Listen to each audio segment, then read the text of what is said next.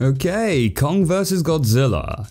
I'm a big Godzilla fan, so obviously wanted to review this. Lots of people liking the film, me included, but that said, it does have its flaws. Just gonna jump straight in, starting with the stuff I liked, then the stuff I didn't like, and then a spoiler section at the end which I'll warn you guys of in advance. Right, let's go. First off, the monster action scenes are awesome, and there's quite a lot of them too. It's actually really cool to have monster fights taking place during the day. This is something that you would often see in the Japanese Godzilla films, but for the US ones, it would always be taking place at night, and there'd be lots of rain or dust everywhere, obscuring the actual view. I'm guessing this is done to hide some of the poorer CGI effects, but it just looks boring to look at. Here though, it takes place during the day.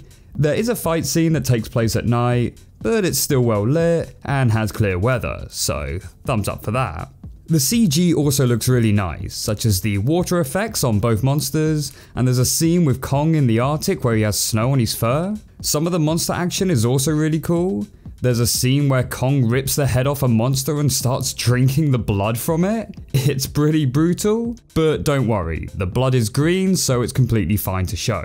There's another cool moment where a creature gets spliced in half by a laser beam, which again, looks brutal, but is also really awesome. And there's also a pretty funny moment where Kong briefly shoves his axe thing into Godzilla's mouth, which I'm certain is meant to be a nod to the iconic scene from the original film. Oh, and speaking of the original film, there was a ridiculous scene I mocked in that where Kong is lifted through the air. Well, in this film, they actually do that too.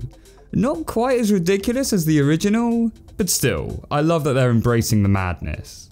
Plot-wise, it's pretty decently paced until the end. I like how Kong is actually integrated into the plot of the movie, and with how the bad guys need to discover Kong's homeworld to harness its energy. Normally with monster films, the monster plots are pretty much Monster A attacks and starts wrecking shit, and Monster B is needed to stop them. Prior to my skepticism of this trailer, the bond between Kong and the young girl actually works pretty well. I also think it's more believable to have Kong take on an instinctive parenting role to a child, rather than having him just crush on a random woman. But let's just hope Kong doesn't get as touchy-feely as he has with some of his past human interests, otherwise this could get a little weird. I actually think the human characters helping Kong are pretty good in the film, which hey, a Godzilla film having semi-decent human characters? I'll take that. There are also the human characters which are helping out on Godzilla's end, which well, I guess this brings us to the negatives I had with the film. So yeah, first up, the plot B human characters are pretty lame. Whereas the plot A human characters for Kong are pretty well handled, the plot B human characters for Godzilla are essentially just there for comedy relief. Now, some of their jokes do work, but most of them don't. Because these guys are there for just pure comedy, everything they say or mention has to have a quip or one-liner attached to it. And it really starts to feel forced as the film goes on. On top of that, they don't really serve any purpose of the plot. All they're really doing is sneaking around a base, and honestly, could have been cut out altogether. My second negative is the monster fighting. Now I know I praised the film earlier for having fights taking place in clear weather, and that is a good thing, but it still falls into the trap of trying to have too many camera angles going on, which can make following the action a little bit difficult.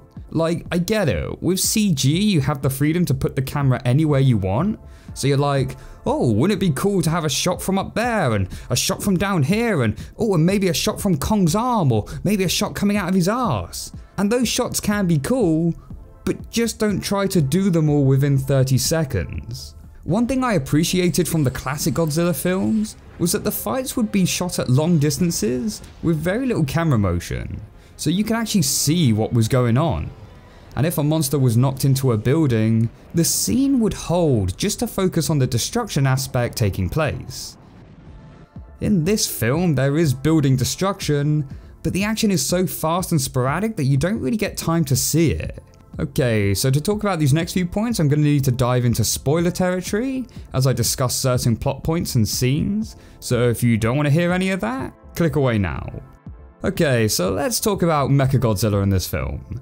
I think most of us were aware that he'd be in the film, and I was actually pretty hyped for it. But all in all, he came across as pretty bland. His design doesn't really have much to talk about, and he doesn't even have any interesting weapons or gadgets.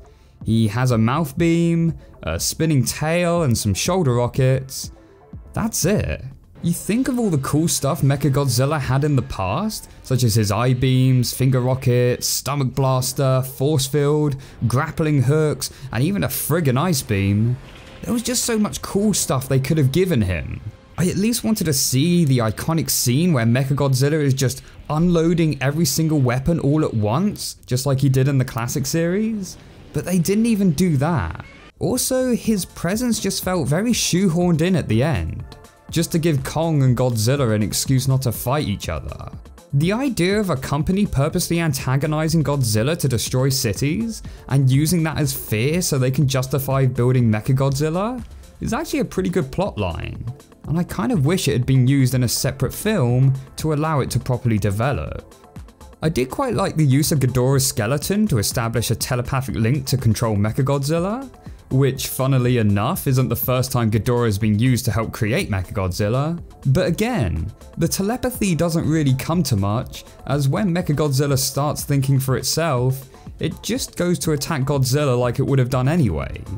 I think the 2002 film Godzilla vs Mechagodzilla handled this story a lot better. Oh, and another issue I had, the whole Kong being told that Godzilla isn't the enemy just felt a little bit cheesy. The girl is just like, oh, Godzilla isn't the enemy. And Kong's just like, well, our species have been at war for thousands of years and he's literally tried to kill me twice already. But sure, whatever you say, little girl. But again, I think that's just more down to the final fight scene feeling a bit rushed. But it's not all bad news for the film. And you want to know why? Because unlike the original film, Godzilla actually beats Kong in this one. Twice. Yeah, fuck you, Kong. In the first fight, Godzilla actually uses water to his advantage and nearly manages to drown Kong until the humans intervene, which is a gripe I had in the original where Kong still won the fight despite it taking place underwater. And then in the second fight, even with Kong's fancy new axe weapon, Godzilla still beats him. And I kinda like how Godzilla gives him that little pathetic look at the end. I also actually really like the idea of the Godzilla dorsal fin being used as the axe blade, and thus justifies why it can absorb the atomic breath. So yeah, that's Kong vs Godzilla. Is it a good film? Yes, probably my favourite out of the 3 US releases, but it does have its flaws. However, the pros definitely outweigh the cons, so I'd recommend going to check it out. I think all I really want from a new US Godzilla film is a guy in a rubber suit fighting around in a miniature city. Please Hollywood, make it happen.